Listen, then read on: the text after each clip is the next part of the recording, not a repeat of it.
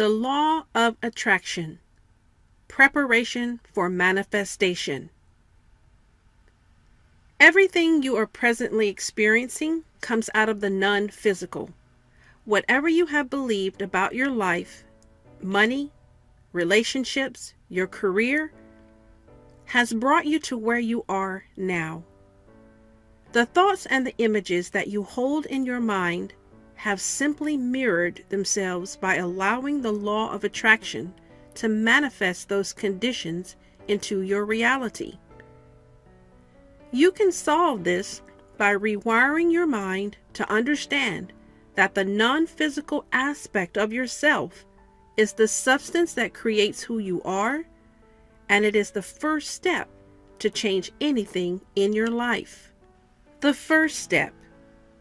Recognize that all your thoughts have placed money, the right relationships, the perfect career, and the kind of life you want to live out of your reach. You believed that all these things were hard to get and impossible to keep. Because you believe this, the law of attraction has allowed those beliefs to manifest in your present condition. Anything which you believe to be difficult or above you will eventually dominate you soon enough.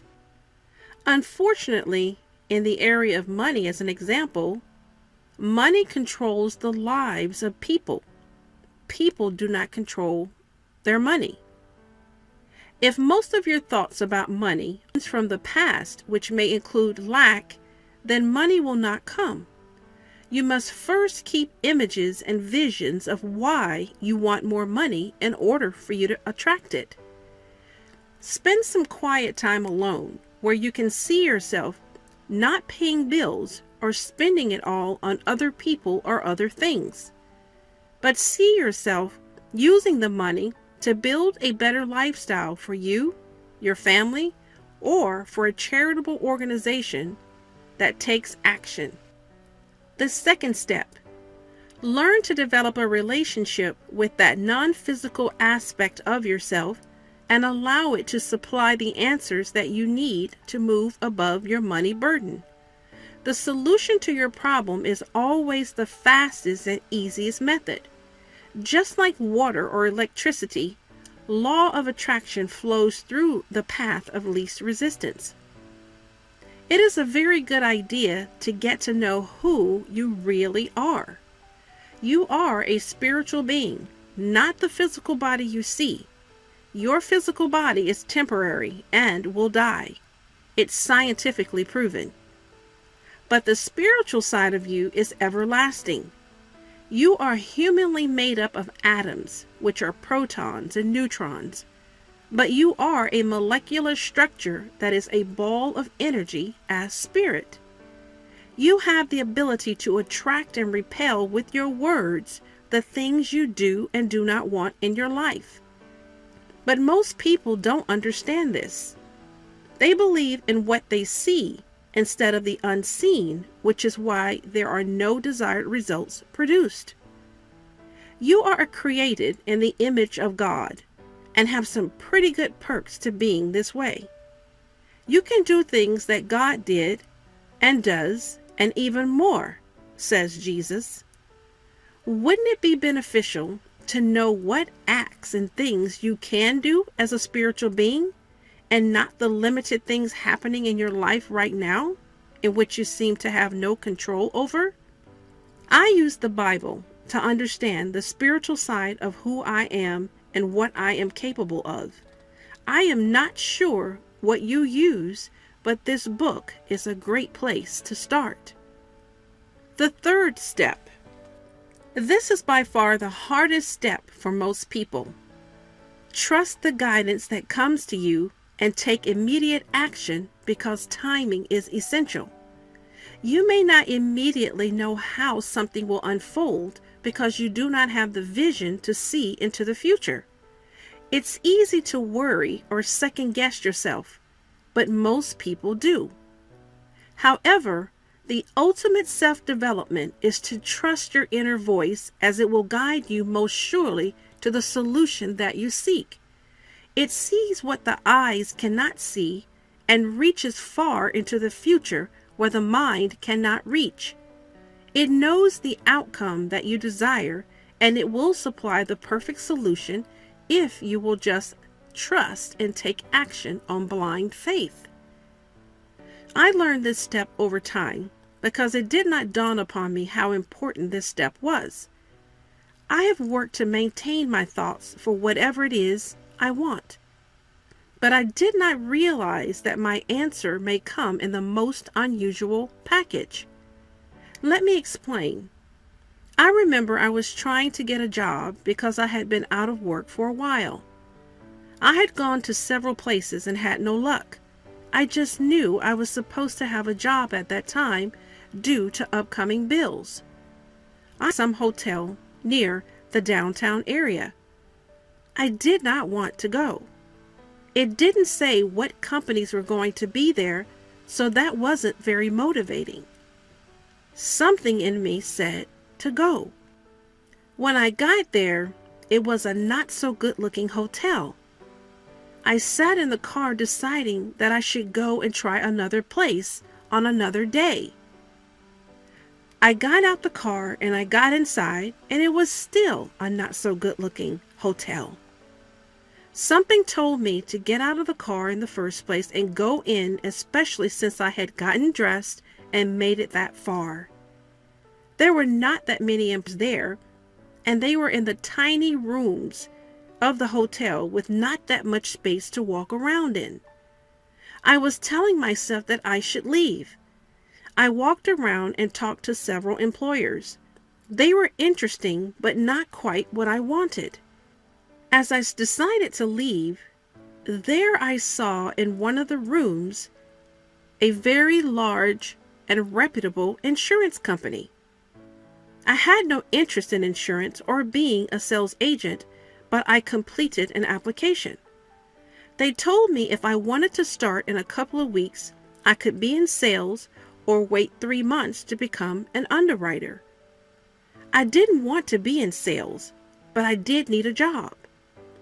I did have to pass the insurance exam, and which eventually I did. But what I didn't realize is that it was a job I wasn't looking for, but would be perfect for my path in life. You see, I had taken a year off since I was laid off from another job and received a severance pay. I prayed and desired to have my own business, but did not have the money. I wanted to have time to work on my business and work part-time, not really knowing if I could really have what I wanted. What I didn't realize is that the sales position afforded me a base salary plus commission, and I was only required to work 24 hours, but could pick up additional hours to equal 40 if I chose to. It was the perfect job that I didn't know existed in the most unexpected place. That was the answer to my prayer, my desire. I now have that business up and running and profitable. The fourth step. Immerse yourself in the thoughts and environment that make you feel wealthy. And wealthy is not just about money. It's about being fulfilled in all areas of your life. The more you interact with those things which make you feel good and or financially free, the more you employ the law of attraction, and the more likely you are to attract solutions to any of your problems. I had an issue initially with thinking about things that put me in a wealthy environment. As a Christian, I initially didn't believe I belonged in a wealthy or rich environment. Therefore, I didn't think about these things. I tried once looking at a stack of $100 bills in a video, and I felt so guilty. I tried looking at TV episodes like The Filthy Rich and The Rich and Famous. I felt as though I was leaning toward the love of money. I felt it was ungodly. I felt I should be concerned about helping people who were less fortunate. I was afraid to go around wealthy people because they would think I didn't know enough to be around them. I thought God would be upset with me. So why was I not surprised at still living from paycheck to paycheck? I was not doing anything to change my thinking or my environment to welcome wealth and prosperity. I finally learned that to change your life, my life, I had to change my thinking, your thinking. You can change your bad habits of thinking in 2 different ways. Number 1, through the repetition of thought, which basically means repeating through affirmations or through the exposure of a thing through video, audio, reading, or a person, a mentor. Number 2, an emotional impact. This means something has to happen that causes you to hurt or feel pain deeply. Use 9/11 as an example. The people that lost loved ones on that day may not have believed in life insurance. That was a bad habit of thought to have, especially if they were a single mom or dad, or if they were married and now became single mom or single dad. That incident most likely has made them a believer in life insurance policies, whereas it was not meaningful before. What thoughts do you think are causing you to repel wealth, relationships, the career you want, or the lifestyle you want to live from entering your life? I challenge you to take out a piece of paper, write down all the negative things that you think about your life so far as your money, your career, your relationships are. And then one by one, use these techniques in order to turn your life around.